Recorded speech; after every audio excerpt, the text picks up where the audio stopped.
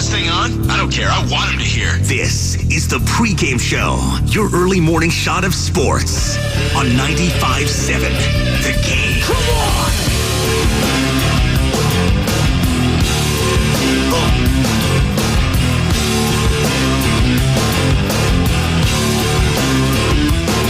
What, no Sharks highlight? Come on.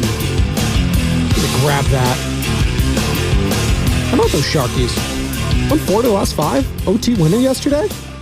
The return of the Mac, Lynn. Not mad at it. Our Sharks. My Sharks. That's right, baby. I bleed teal and black. That's right. Welcome in, ladies and gentlemen, boys and girls, to the Pregame Show. Joe Spadoni. You got me for the next hour here leading into the morning roast with Bonte Hill and Joe Shasky. And we got a lot to get into today. And no, it's not going to be what took place last night in our country. All right. I know a lot of you are feeling one way and the other side is feeling the other. Hey, that's a great part of this country. People get to go out and vote and, decide what's going to happen. But the great part about the show is I get to decide what happens. I can do whatever I want. And today, we're going to talk Golden State Warriors basketball and Boston Celtics basketball. And we're in Beantown today, folks, against the defending champs. No Jaylen Brown. He's going to be out. That's an opportunity for the Warriors. And listen, it's kind of a bummer because I'd like to see them at their full strength. Obviously, Kristaps Porzingis is going to be out, they're saying, until probably mid-December, according to Shams Charania of The Athletic. Check that, of ESPN now. Excuse me. So no Jaylen Brown, no Kristaps Porzingis, but you got Jason Tatum there. And what we know about Jason Tatum is not only is he one of the best players in the NBA, NBA champion, gold medalist, and Stephen Curry's teammate over the summer, although we'll get into a little bit of that as the show goes on because there are definitely some hard feelings involved there in regards to playing time with Jason Tatum over the summer, and that obviously took to Twitter. And I'm sure Steve Kerr's name will be trending a lot in the state of Massachusetts today. But good morning to all of you lovely people just getting off work, getting ready for work, getting ready for school. And you can hit us up at 888-957-9570. That's the number to call or text, the Comcast business text line. Also, we are streaming on multiple platforms. Hit us up on Twitch, Twitter, or YouTube. All powered by First NorCal Credit Union. Search 95.7 The Game on any of those platforms. Again, streaming there. You can follow me at Spadoni_Joe on Twitter.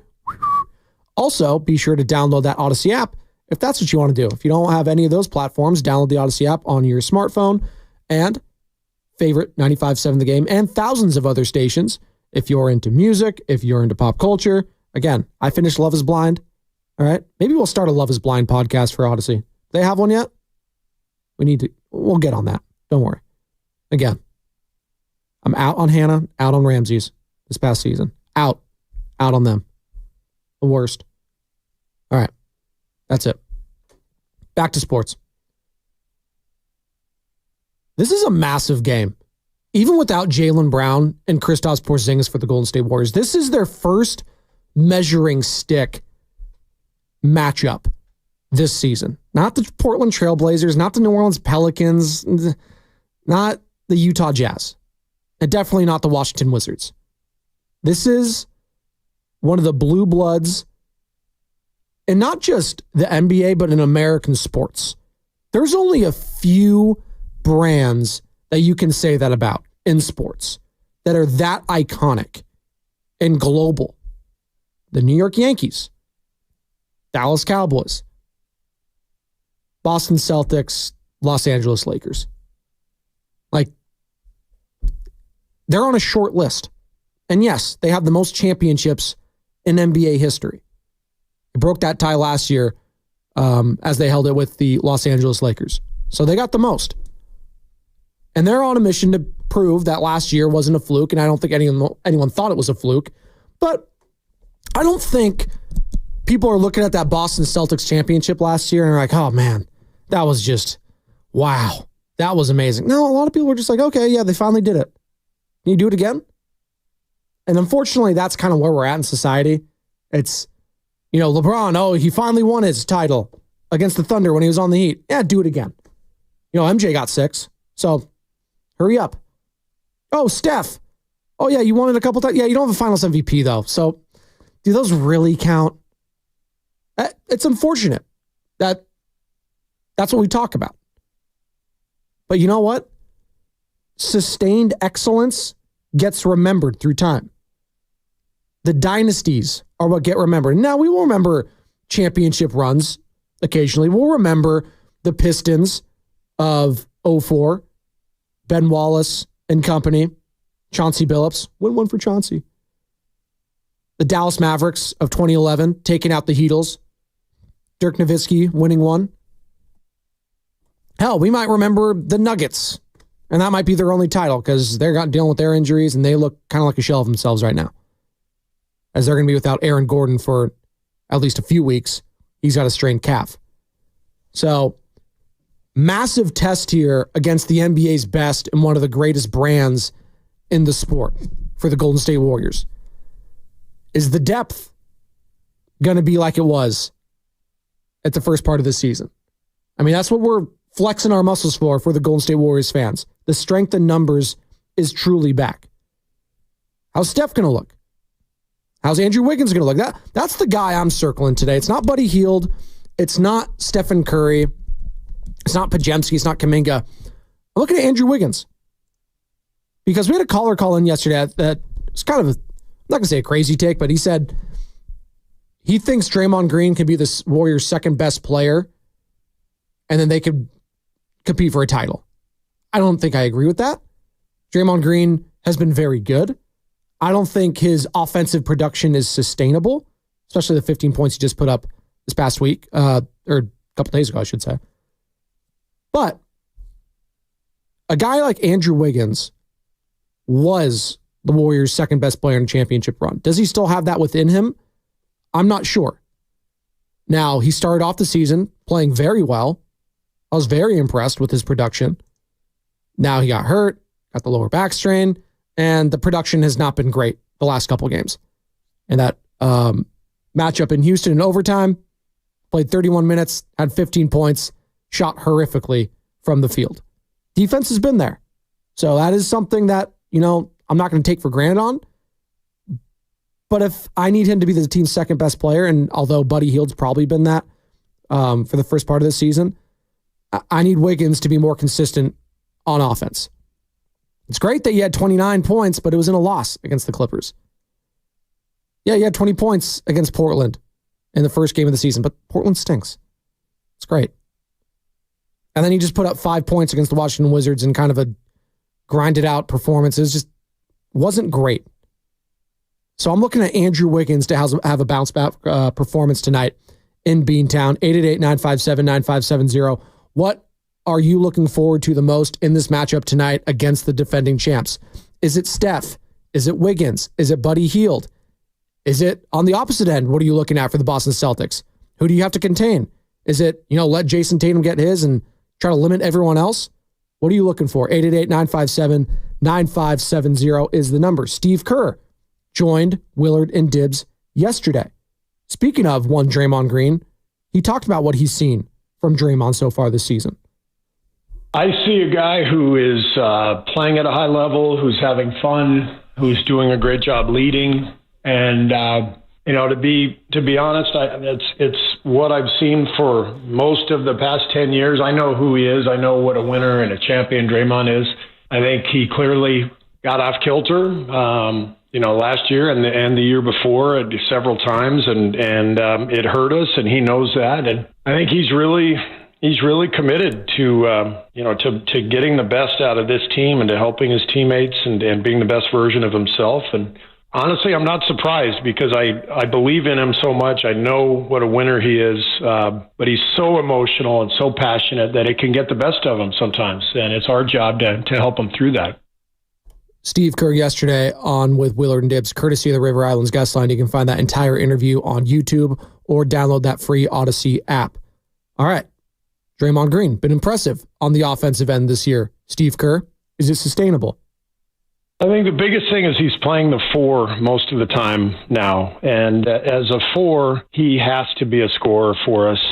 He's going to be open on the perimeter. He has to shoot the 3. 3 for 4 last night, 39% last year. I don't think this is a fluke. I think, he's not going to be a high volume guy, but he's going to be in that corner with Trace or Loon at the top and the offense running through a high screen and roll with the center that puts Draymond in the corner, and he's got to be willing to take and shoot that shot, and he has been. He's knocking him down, but again, it's just we're trying to forge the identity of this team, and the identity is a little different. The last couple of years, we've gone small more often than not with Draymond at the 5, and we've recommitted to playing big with Trace and Loon and Draymond, and that means Draymond's at the 4. So it's a different look.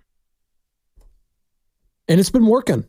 And watching that Washington Wizards game the other day with him and Trace Jackson Davis, and they were just Trace's ability to be young and athletic and run, and no disrespect to Kevon Looney, who's been fine, but it's just a different element. And with Draymond out there and how he's playing offensively, the separate vision he has in conjunction with Stephen Curry on the floor is just another pair of eyes, another offensive playmaker.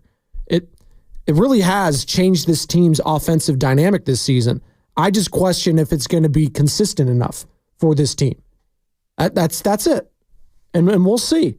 Hopefully he sticks with it. Again, the last 3 games for Draymond Green scoring-wise, 14 points, 18 points. Can he be a double-digit scorer consistently? That would be a massive change of pace for this team. Again, no more Klay Thompson. You can't count on that consistent scoring. Yeah, Buddy Hield's doing it right now off the bench. It's great. Can I count on that? I'm not sure. But Draymond's been here long enough, and he's shown me enough I think he can.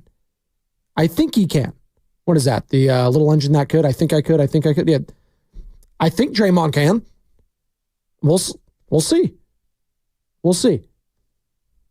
Now, another great dynamic for this team this season has been the buy-in from one Jonathan Kuminga coming off the bench and getting that consistent scoring and getting a guy like that matchups in overtime against the Houston Rockets and dominating those matchups in one-on-one situations.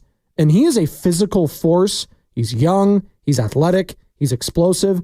But more than that, it's the shot discernment. And again, he's going to make mistakes. He's still such a young player. I think people need to still realize that. He's still so damn young in regards to his age. Now, he's been in the league for a few years now, so he's a veteran in that sense. But he was so raw when he came into the league. You're seeing that transition now to becoming a buttoned-up NBA basketball player. And it's refreshing to watch. You see the maturity on and off the court when he's talking to the media, when he's speaking to people, whether it's in the locker room. Draymond Green, the leader of this team, one of the leaders of this team, is speaking on that. It's been refreshing to see this transformation of Jonathan Kuminga over these last few seasons, and Steve Kerr has taken notice. It's a huge factor for JK to give us what he's giving. And again, everything is about the puzzle fitting. Everything is about putting together 5-man combinations. And we need JK's force and power. And frankly, we need it more off the bench than we do in the starting lineup. So I love what I'm seeing. He's handling it great. He obviously wants to start. Everybody wants to start, but that hasn't impacted his effort and his energy at all. In fact, I think he's looked even better since we've brought him off the bench. I think it suits him well with this team. And so until things change, we'll keep going with this, but I love what we're seeing from JK. Again, Steve Kerr on yesterday with Willard and Dibbs. Welcome in, ladies and gentlemen, boys and girls, to the pregame show. Joe Spadoni here. Again, rough day for some people yesterday. I think we can acknowledge it. Some people not feeling great this morning in regards to the results in the election. Some people are feeling amazing. So it's not everyone is happy. I wish we can get to a place where we're all happy about the election, but I don't think that's going to be happening anytime soon. But you know what? I think we could all agree on this. It's a hell of a matchup early on in the season and a hell of a barometer for the Golden State Warriors taking on the Boston Celtics. It's coming hard. Robin Sambruno, you're going to be fine. Robin Sambruno, by the way, he's confident in the Niners next couple weeks. He thinks they're going to be 6-4 after this little 2-game stretch against the Bucks and Seahawks. And we'll get into a little bit of the Niners as the show goes on because Sam Lubman had a banner day yesterday producing the morning roast. He had Brian Baldinger, he had Mike Florio, Cam Inman stopped by to talk about Christian McCaffrey. There was a lot to get into with the San Francisco 49ers on this hump day. And happy hump day to all you lovely, lovely people. Happy hump day, people. Happy hump day. All right. From the Comcast business text line, 925. Either way, I got to work. Yeah, that's true. Either way, you got to work. You got to show up. No matter what happened last night, that's life. Life finds a way. Who's that? Dr. Malcolm from Jurassic Park? We're just doing all the references this morning. Why not? I didn't even turn on Fox, CNN, or anything yesterday. You know what I turned on? Superbad. Shout out Netflix. That's what I turned on. Still a great movie. It's aged fantastically. Simpler times back in 2007. From the Comcast Business text line, is Tatum dropping 50 tonight to spite Steve Kerr? It's from the 415. Again, that's the interesting storyline in this dynamic. That might be a good thing. Maybe Tatum is going to know Jaylen Brown. And by the way, people are afraid to say this, and I don't know why, but Jaylen Brown was the better Celtic. But Jaylen Brown was just better than Jason Tatum last year when it mattered most. He won Finals MVP. There was this debate, and people thought it was an outrageous debate to have. It's like, oh, it's not even close. Jason Tatum's so much better than Jaylen Brown. I was like, really? Because in two NBA finals that they've taken part of, Jaylen Brown was better than Jason Tatum twice.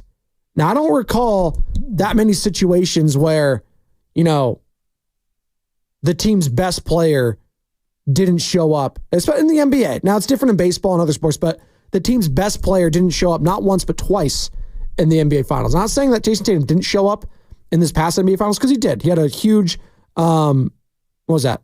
Game 5 where they clinched it. Yeah, he was great. But Jaylen Brown was the best player throughout that playoff run. And again, he's going to be out tonight. Is Jason Tatum to spite Steve Kerr after Steve Kerr, obviously head coach for Team USA men's basketball? Is he going to, is Jason Tatum going to take it personally? Steve, you didn't start me. You didn't play me in Paris. How dare you? Just so silly. I just don't. It's not offensive. Like, I understand you just won the NBA Finals, but I'm sorry. It's Kevin Durant. It's LeBron James. It's Stephen Curry. Are you taking one of those guys' spots? If not, kick rocks. Sorry. It's not happening. And by the way, Jason, how old are you? 25, 26? You got a couple more of these if you want. This is the last hurrah. Everyone wanted to see LeBron and Steph together and KD together. That's what we wanted to see. And that's what we saw. If anything, and I wish kind of Jaylen Brown was playing, because he might have felt snubbed because he wasn't contacted when Kawhi Leonard went out to take the spot of Kawhi for Team USA men's basketball. It was his teammate, Derek White. So there were a couple Celtics on it, but it wasn't Jaylen Brown and Jason Tatum. So is Jason Tatum going to go shot hunting tonight? Is he going to just be balls to the wall? That might be a good thing for the Warriors, just getting upset, and he's going to be just taking terrible shots, hoisting and trying to prove a point. That might be a blessing in disguise. I doubt that happens. I mean, the way they've just been playing, the ball movement, everyone's just shooting. Hey, they got Peyton Pritchard dropping 30 points. I think he scored the most points off the bench in Celtics regular season history. I want to something ridiculous like that. I could be mistaken, but yeah, Peyton Pritchard, he was just balling the other day. But the Warriors are their own baller. Buddy Buckets, they're calling him. Buddy Hield. And no, we're not doing the splash buddy. I'm not doing that yet. Although he has been making it rain as of late, and he joined Clones, the Jungle. He joined Jim Rome yesterday and talked about his fit with the Golden State Warriors. Fitting situation, and something I've been done for a long time, but also getting the recognition, but also playing to a team that wants to emphasize the three balls and complement my movement, and I watched these guys all my career. From in college, I go to the NBA games when they came in town to Oklahoma and watched them play. So it was just, I studied them. I always wanted to play in that type of system that they they apply to the game. And I always tell everybody, it wasn't with Steph Curry, I probably wouldn't have being drafted the 6th pick because of my shooting. But I'm just happy to be here, and I'm just glad to keep building. Again, Buddy Hield on yesterday with Jim Rome. I think that's his show's on like Twitter now too, right? It's on X. They stream on there. Here's more from Buddy talking about being teammates with Steph Curry. Oh, it's fun. I always say, like, now I have somebody who can shoot better than me. And he can do it at all different levels, from the three, the midi, and to the rim, and just watching him work out, the way he go about his day, and the way he attacks his workout is nothing. It's so unreal, just when you get there, he's like, yo, man, he works so hard. You see why he's the greatest shooter to ever play the game. It is pretty ridiculous. The Warriors they went on from having two of the greatest three-point shooters in the history of the NBA with Steph Curry and Klay Thompson. And then the very next season, they still have two of the greatest three-point shooters in the history of the NBA. Buddy Hield, since he's come into the league, is one of the best three-point shooters in the NBA. Just look at how many he's made. It's him and Steph. Like, he's been that amazing. So for him to have this level of production early on and endear himself to this fan base and accepting that bench role and kind of owning it, again, the buy-in from this team right now is what is impressing me the most. Remember last offseason when we were talking about who's starting, who's finishing, you coaching, Chris Paul, Klay Thompson? It was just like, oh my God, it's just like high school drama. I don't care. This should be beneath you guys. Like, it feels like we're past all that. And it's just refreshing to have buy-in from Buddy Hield, from Jonathan Kuminga, from Pajemski, from Moses Moody, Steph, Draymond. Everyone's on the same page. Kevon Looney. Like, the egos have been pushed aside right now.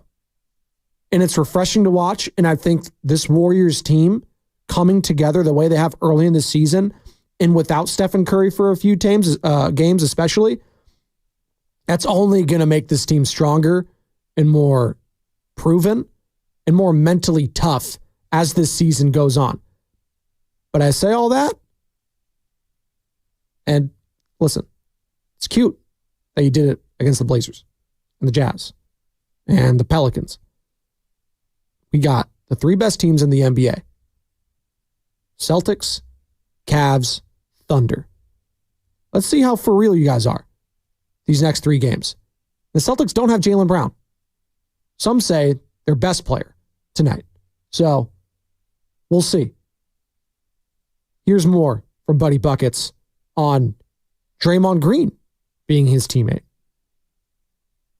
Man, Draymond is Draymond, man. He's an open arms guy. He's the heartbeat of this team, and he's just a joy to be around, I think that reception what they put out there is like, it's always outside noise until you really there being around a person and you get to feel their vibe, their energy. And he's been one of the best dudes on his team, man.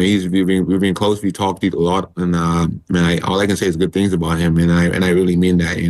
He's been, like I said, the heartbeat of his team, and he's the guy that just look out for us on and off the court. So there's nothing but greatness about him.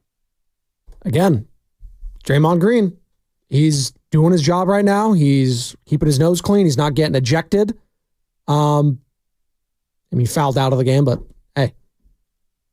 Draymond Green has been a positive for the Golden State Warriors this season. Just keep doing that. Just keep doing that. You can toe that edge, that fine line of being, too much.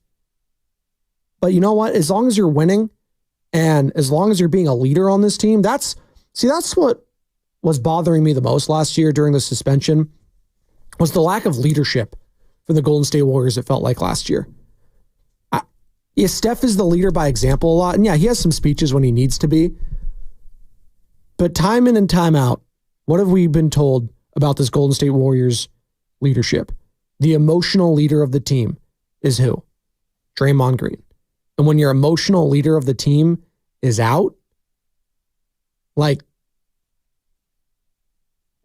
That leaves a void that you cannot replace. Now, you put yourself into this bind that, you know what, I need to be this emotional guy 24/7, 365, and I need to, have that edge on the court. But when that starts to come at the cost of your teammates, you got to do some reflecting. Now, has he done the reflecting? Has he done the therapy? Has he done all that? Apparently he has. And again, we'll see. Talk is talk. I don't care about the talk. Right now, I'm seeing the actions from Draymond Green on the court and how he's speaking about his teammates off the court. That has been refreshing.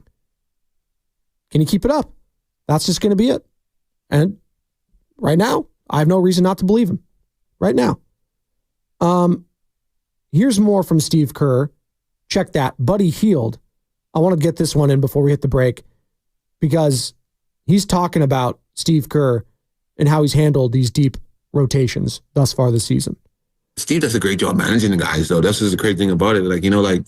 There's no egos involved, and he delivers his message very simple and it's very direct, and there's no hard feelings, and all the guys respect it, and all the guys know what's at stake. And they all know anybody can come in and fill each and everybody's role. And the Steve does just a good job. It's just like coaching us and keeping us even keel, and just letting them know it's like, man, he's right a hot hand, and if whoever group was rolling, he's going to stick with them. And no hard feelings because you all guys are deserving to play. So Steve is doing a great job with just getting this message across for the players, and everybody's comfortable. That's why we're gelling, and it makes a lot of sense right now. All right. One segment down, two more to go. 888-957-9570. How massive is this game tonight for the Golden State Warriors heading into Boston, taking on the defending champions? Or for you, is this just another regular season game? I can't view it like that right now. This is their first major test. And I know there's no Jaylen Brown, there's no Kristaps Porzingis, but it's Steph, it's Tatum, it's Kerr, it's Mazzulla. What are you looking for tonight in this matchup? 888-957-9570 is the number. Plus, we'll get into some 49ers. Wait till you hear what Mike Florio of Pro Football Talk had to say yesterday in regards to one Brock Purdy, and what Brian Baldinger, he kind of said something a little bit concerning for me too in regards to Christian McCaffrey. That definitely got my eyes and ears perked up, if you will. We'll get into that on the other side. On the pregame show, Joe Spadoni, 95.7 The Game. How's your home handling hot and chilly weather these days? For a comfortable home,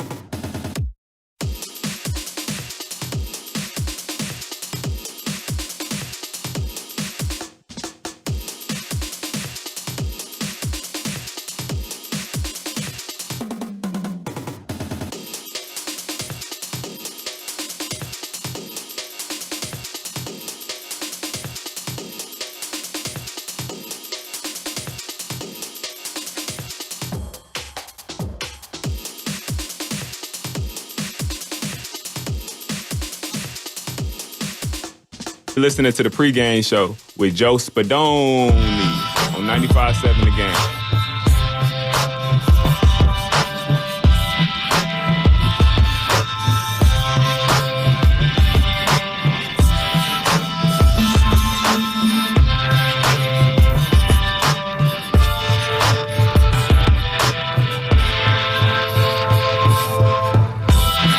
I got 99 problems. The NBA is one of them. Welcome in. One segment down, 2 more to go here before handing it off to the morning roast. Bonte Hill and Joe Shasky. And they got a guest list coming up. I know one of the guests is a Hall of Famer, baby. As I try to find my drops here. I could not care less. That's right. No, you could. Rick Barry joining the morning roast this morning. Can't wait to hear the Hall of Famer and his thoughts on this matchup tonight. And if it is a big deal, because I know Rick Barry would get up for a game like this. Absolutely. You want to play against the best. You want to play against the champs. So I expect the Golden State Warriors to be firing on all cylinders early and often in this game. Now they're going to get punched back, and how do they respond to that? That's going to be the question. Because I feel like a lot of these wins, they've gotten out to some pretty sizable leads outside of the Pelicans one where they were down pretty heavily and then they flipped the switch and it was just like, wow, that was impressive. Outside of that, it's been kind of wire to wire. So I'm very curious to see how this game unfolds tonight. And again, we'll have all that coverage starting at 3:30 with Warriors Live and tip-off with the great Tim Roy right here on 95.7 The Game at 4:30. Love me some Timmy Roy. All right. It's been a couple years now, 2 to be exact. Let's go down some memory lanes, shall we, with some of these highlights. Raymond's got it left sideline. Let the celebration begin. With 4 titles in the last 8 years, the run is not done. The Golden State Warriors, once again, are NBA champions in 2022. 103-90 with 3.2 left. They got to clear the court here before the full-on celebration. Yeah, the buzzer wasn't the end of the game, was it? But there it is. The Warriors have won it. And an homage to our friend Tim Roy. The base team is the best team again. Bobby Fitz on the call in place for Tim Roy, Jim Barnett there right here on 95.7 The Game. Man, that was 2 years ago. Pretty wild, huh? God, time flies. But that series was, and if he never wins another one again, I think that was the crowning achievement for one Steph Curry. That was Steph's championship. Kind of like, you know, the way John Elway won in Denver. This one's for John. Remember that? The owner who was at Bolin handed it off. He's like, this one's for John after losing so many. But this one's for Steph was, you know, not having that finals MVP and him clearly being the best player and him stepping up and having this shot in game 4, that game tying 3 in the third. Like, come on. Curry, play call from Steve Kerr. He's getting double teamed. Yep, screen by Payton the second. Curry launches, got fouled. He hits it anyway and nails the 3 to tie the game. This guy is blistering hot right now. Got fouled by Tatum. There was no call. Of course, always, opinions are free of charge here on Warriors Radio. God, I love Tim Roy. And again, in that same game, tying it again.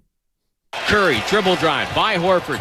To the lane, floats it over to the corner, back to Curry, pump fake, fly by, 3 ball, got it. Oh my goodness, he's got 33.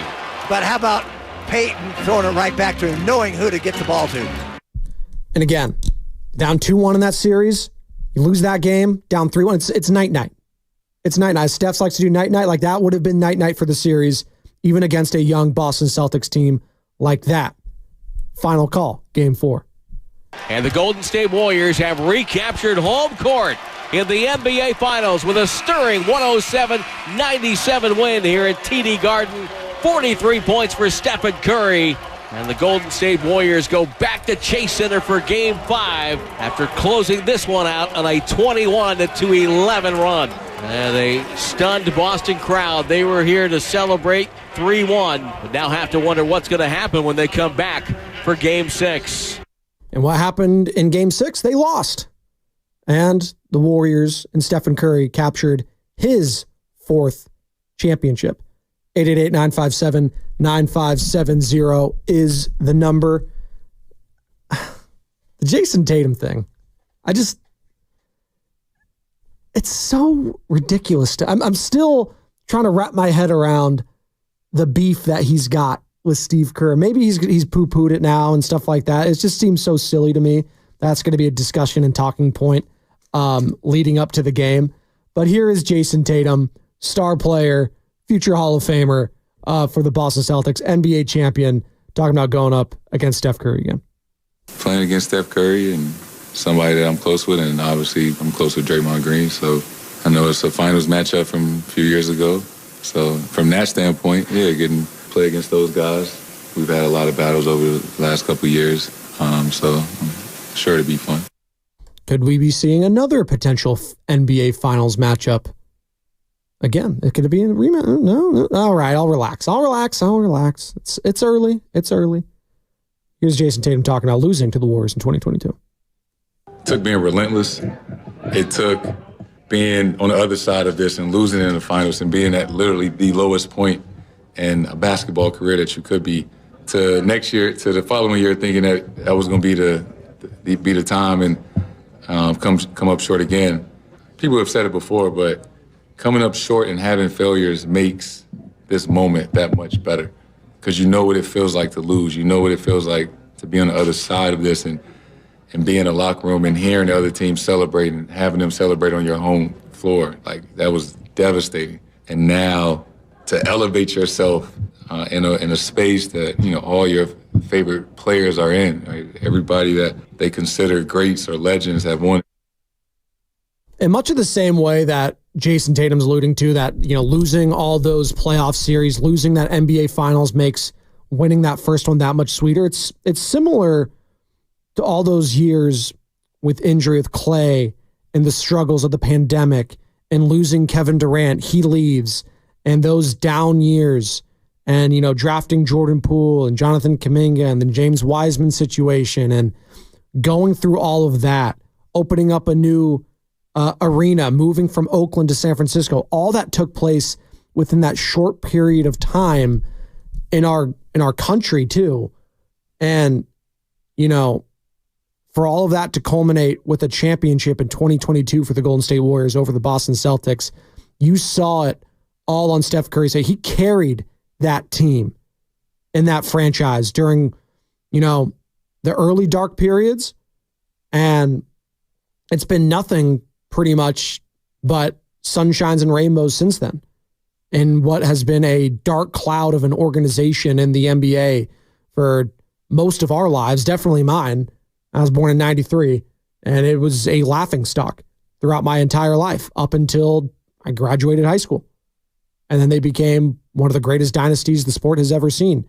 And now they're going up against the greatest and the most winningest franchise in the history of the sport, in the Boston Celtics. So there's storylines galore throughout this one that is just so fun to preview. And it's one game. Again, this isn't a series, but it's just fun to look at the history between these two squads and the greatness and the respect level on both sides. And I'm really looking forward to it tonight. I am. What are you looking forward to the most? 888-957-9570. We got 2 segments down, 1 more to go. As we wrap up the pregame show, Joe Spadoni on the other side, 95.7 The Game. It's Bonte Hill. Don't just stretch. Get stretched. At Stretch Lab, they're changing the game to help you feel better in your body with one-on-one assisted stretching.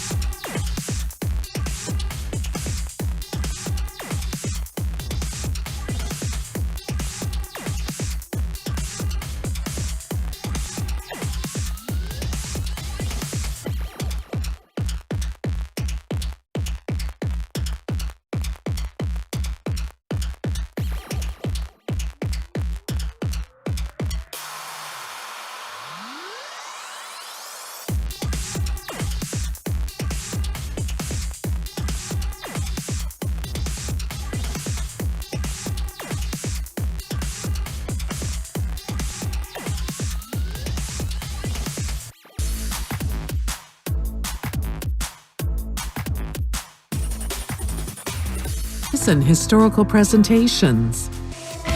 Go to sfhistory.org and discover the San Francisco Historical Society, giving our history a great future. Become a member today. Dub Nation, it's Steve Kerr. You're listening to the game tonight. I want to say, let's see, I'm just going to TV and streaming. Yeah, ESPN and NBC Sports Bay Area and NBC Sports Boston. All right. I'll be locked in everywhere. How about that? Like the Octobox. Were people Octoboxing it last night for the election? You had all the different, the Scott Hansen Red Zone channel, but for all the different coverage, Fox, CNN, NBC. Oh, man. I know a lot of people are feeling a certain type of way this morning. That's okay. That's all right. Come here. Come to the Morning Roast. Come to 95.7 The Game. Hey, we'll get you through everything you need to get through. Even if you're feeling good, if you're feeling bad, just, hey, I don't let that stuff affect me, all right? I got too much crap going on in my own personal life to let anything that took place last night to get me down, all right? That's my mindset, okay? If Warriors win tonight, it'd be good for business, all right? Because I want to be talking about that tomorrow morning. Is this Warriors team for real? 888-957-9570. Take your calls and texts on that. We had, as we pivot a little bit from the Warriors to the Niners, because we had a lot of good sound yesterday and a lot of good guests Brian Baldinger, Cam Inman, Mike Florio, all joining the Morning Roast yesterday, courtesy of the River Islands guest line. Find any of those interviews on YouTube or the free Odyssey app. All right, quick summation for you. Christian McCaffrey, back practicing. Cam, how do you look? Go out there, you see McCaffrey warm up, and he was running pretty well. He looked like he was testing his cuts. Looked like he looked like the Christian McCaffrey of old, but when it comes to in practice stuff, we're not allowed to see after training camp, so it's hard to judge. But what I can say is he looked like he is ready to go, and it doesn't look like he showed any hesitation. Looks like he's been chomping at the bit for the last month to get going on this season. And today's a trade deadline, and the Niners are going to get the best player available, and that's going to be Christian McCaffrey. All right, Cam, and that's Cam Inman of the Bay Area News Group, author Cam Inman, yesterday with the Morning Roast. What are we going to expect from CMC this weekend, Cam? We always think that, well, he's going to get eased in, right? You don't go full steam ahead with somebody. If you're like kind of starting and stopping, doesn't that put more stress on the muscle where it kind of, can calm down or something? I don't know. I'm not a doctor, so I don't know how it would be, but I mean, go back to when he came 2 years ago, and he just came in right like 2 days before the Niners played the Chiefs. He split some time, right? He didn't get the full load. He became the starting running back the next week in LA. I could see them like slowly going into this, like rotating him and Mason, but at the same time, Bobby Turner, the running backs coach, he goes with the hot hand. And if McCaffrey's grooving, you're not pulling him out. And it's just how it is. If he gets the clearance to play, then he's playing. I just don't see them, and it's really going to be hard for them because obviously you don't want to overextend him these first couple of games. You're halfway through a season, and he's got to get on board here. But I guess he's just got to feel it out. And finally, Cam Inman, is he going to be playing Sunday? I would assume he's playing in Tampa on Sunday, but it's all going to matter of how does he respond Wednesday and Thursday. Thursday is going to be the biggest workload, and then Friday you're going to see, okay, did he have any pain flare up because of Thursday's extended workload? So I don't think anybody's going to be able to tell you a hard truth whether he's in or out until probably Friday, Saturday, Sunday. Okay, so, well, there it is. We'll see, I guess. But he does change everything for this team in San Francisco. He gets back to the Christian McCaffrey of old. Not only is that a boost for the team on the field, but off the field, the mentals of adding an offensive player of the year, an MVP candidate, one of the most dynamic players the NFL has ever seen. Yeah, that's a psychological boost. Don't believe me? Ask Ross Tucker, former NFL offensive lineman who joined Evan and Guru yesterday. I do think McCaffrey's health matters a decent amount. Yeah. I mean, I think it's not just, what he actually does inside the white lines. I think it's on some level psychological for the 49ers. The best way I can describe it, when I played with Drew Bledsoe, he was a good quarterback, and late in games, we thought we were going to win because we had Drew. I played with teams that we did not have very good quarterbacks, and late in the game, you're kind of like, man, I hope this guy can get it done. And then I played New England with Brady, and you're going to win. Like, you're going to win the game because you have the guy. And the only reason why I bring that up is because I think McCaffrey might be one of the rare non-quarterbacks.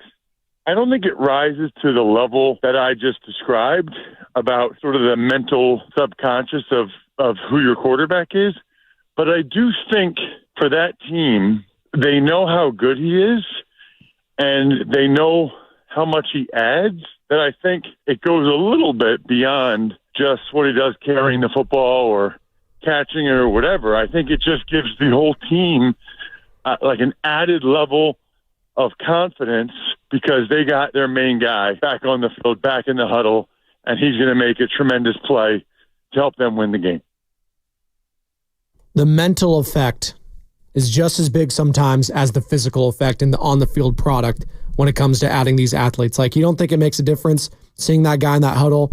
If you're Brock Purdy, if you're Deebo Samuel, if you're George Kittle, if you're that offensive lineman, if you're Trent Williams, absolutely it gives you a boost. And conversely, on the defensive side, it's like, yeah, we can lean on that guy now. I'm going to go balls to the wall if I'm Fred Warner, if I'm Nick Bosa, if I'm Diamador Lenore, if I'm any of these guys. So yes, we cannot overstate the importance of one Christian McCaffrey and what he means to this team, because without him, we've seen it. It's the red zone. You don't get the touchdowns. You have to keep the defenses honest. And he is such a weapon X. He is that mismatch on the field that you have to account for in the run game, in the pass game, in the screen game, in the end around, and everything. He does it all. He is that important to what this team's makeup and identity is, that if he can come back and be a semblance of himself, yeah, it's scary hours for the rest of the NFL, because you let the Niners hang around this season. This isn't their best year. They're 4-4 right now. They're an average team. They are mediocre. If you're going by what Bill Parcells would always say, you are what your record says you are. They're a mediocre team. And you let them hang around, and all of a sudden you see that they're in the playoff picture and Christian McCaffrey's healthy. They don't fear anyone. They don't fear the Packers. They don't fear the Lions. They don't fear the, Minnesota Vikings. They don't fear any of those teams.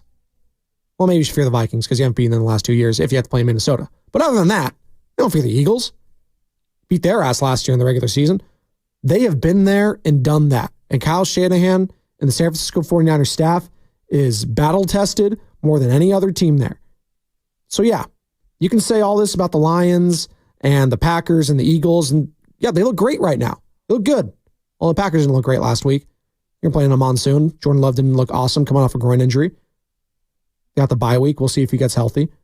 But, again, just sneaking in there, I like the Niners' chances. And I do think it's a little different because, again, bringing it back to basketball, because this was the conversation we were having with the Warriors and, giving respect to a team's history. But I do think I want to check myself here a little bit because I got to be fair here. We kept saying last year, I kept hearing from fans saying this Warriors team, just get in the playoffs, sneak in. They can go on a deep playoff run. Hell, we make fun of the Devontae Hill and Joe Shasky soundbite all the time. And then what happened? They lose in a play-in game and get absolutely destroyed in Klay Thompson's final game in a Golden State Warriors uniform, and he doesn't even make a shot against a shorthanded Sacramento Kings team at Golden One Arena. And, they told us who they were all season long, an inconsistent team. And what are the 49ers telling us now? They're an inconsistent team. So I on one part of me, I need to see it with Christian McCaffrey on the field before I make any of those, if they sneak in kind of things. Like, that's the big equalizer here is Christian McCaffrey. Because if this stays the status quo, even when he does come back and this team's still inconsistent, then yeah, I'm not expecting them to do anything, even if they sneak into the playoffs. I'm just not. I'm expecting them to look like they have all season. Brian Baldinger, NFL Network, former NFL offensive lineman, R95.7 The Game NFL Insider, who joined us yesterday, as he does each and every Tuesday on the Morning Roast, on what to expect from Christian McCaffrey if he does come back this week. I don't know, Joe. Honestly, I don't know. I don't know if he knows. I see where the window's open to start practicing, because his whole game, any running back, but especially him, his whole game is explosion, whether it's 2-foot cuts, explosive cuts out of your zone cuts in traffic. His whole game is explosion. And so can he get the explosive feel back in his legs?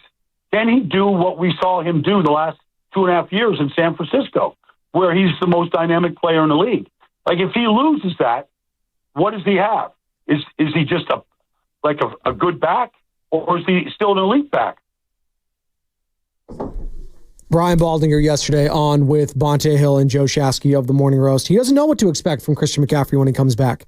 Well, we're going to see potentially this Sunday in Tampa Bay just what Christian McCaffrey has in store. Are they going to lighten the workload? Are they going to expect him to be back fully functioning with the bilateral Achilles tendonitis?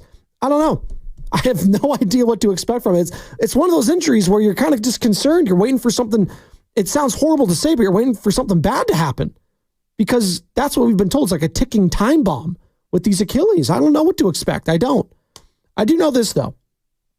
I do know this. As we wrap up this show, and we got a lot of people that are stressed out right now at the current state of our country, and, there's joy and adulation on one side. There's anger, despair, darkness on the other side. It's, you know what? We'll get through it together, people. Like we always do. We always have. We'll get through it together. And we'll get through it with the morning roast.